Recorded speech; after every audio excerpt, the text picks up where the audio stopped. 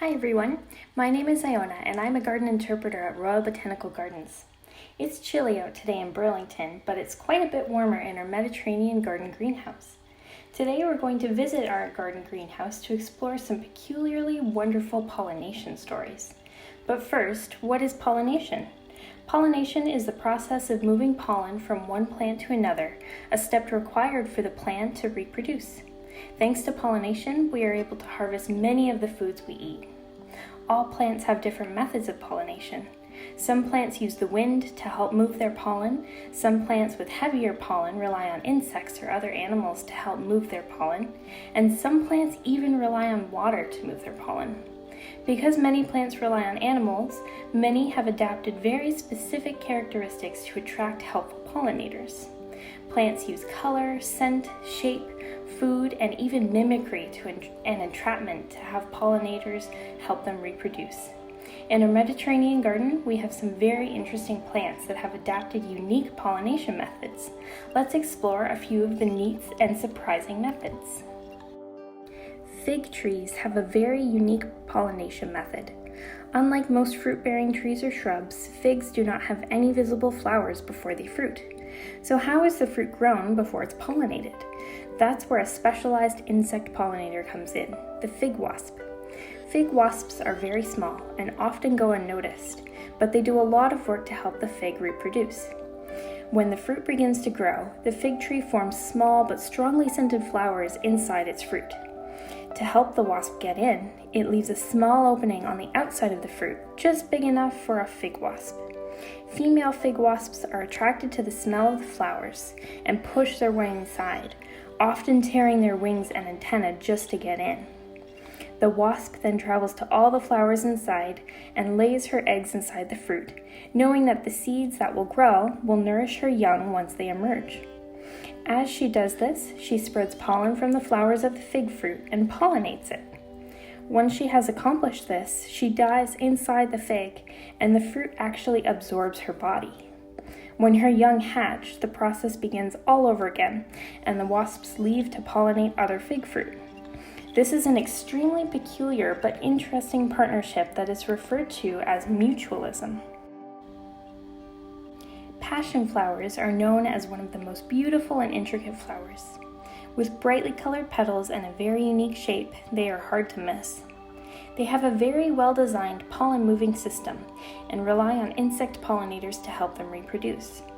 Attracted by the beautiful colors and sweet supplies of nectar, bees land on the petals and drink the nectar from the center of the flower.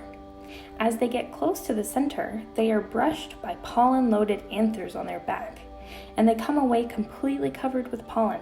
When they visit the next flower, the pollen will brush the stigmas on the passion flower, pollinating the flowers, which will then produce passion fruit. The bottlebrush is an interesting shrub from Australia. It typically has red-colored flower clusters with many branches, shaped like their name suggests. In those clusters, there are many tiny little flowers packed with pollen and nectar, which tend to attract many birds, but specifically attract hummingbirds and bees. When these pollinators feed on the nectar provided by the plant, they get pollen on their bodies and move it to all the other flowers, helping to pollinate the plant. But the bottlebrush plant has another trick up its sleeve in case the pollinators don't stop by and help with the task. The bottlebrush opens its anthers in a way, kind of like an opening twist motion, so that the pollen is caught on the stigma to self-pollinate. But the ingenuity of the bottlebrush plant does not stop there.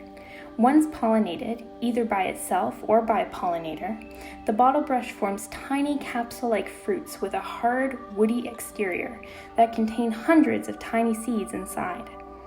Bottlebrushes hold on to their seeds, sometimes for years before they open. Some species of bottlebrush even require fire to help open their capsule-like fruits. Our last peculiar pollination story is the giant bird of paradise. Also known as craneflower, this plant grows to over 2 meters tall, with some larger varieties like this one reaching over 9 meters or 30 feet. They have large flower heads that resemble tropical birds, which explains the plant's common name.